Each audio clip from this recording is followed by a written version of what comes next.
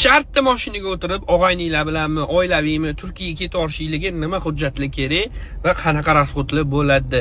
Hujjatlardan qaranglar, mashina o'zingizlar nomingizda bo'lsa, hech qanaqa ortiqcha hujjat kerak emas, texpasport o'zingizlar nomingizda bo'lsa.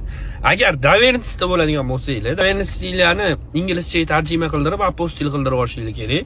Turkiyada so'rab qoladi. Shunaqa qildirib olsanglar bo'ldi, hech qanaqa muammo yo'q. Ortiqcha hujjat, hech qanaqa hujjat kerak emas. Qizil pasportinglar, hech qanaqa vizalar ham kerak emas. Turkiyagacha o'tadigan shaharinglar Qozog'iston, Rossiya, Gruziya, Turkiya. Bularning hech qaysiga viza kerak emas.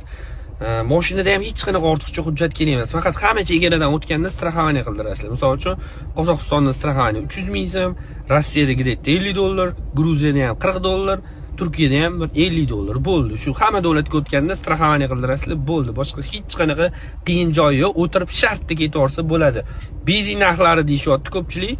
Benzin narxlarini pastga yozib qoldirib ketaman. Istanbulgacha rovna 5000 km, Gruziyagacha rovna 3500 km. Mashinangizga qarab rasxodini takoy hisoblab olaverasizlar. Lekin oilaviy emas, oilaviy ozgina qiynalib qolinsa kerak.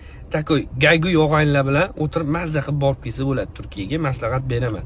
Rosa chiroyli joylarni yo'lda ko'p ko'rasizlar. Oilaviy menimcha ozgina qiynalib qolinsa kerak. Yana o'zingizlar bilasizlar.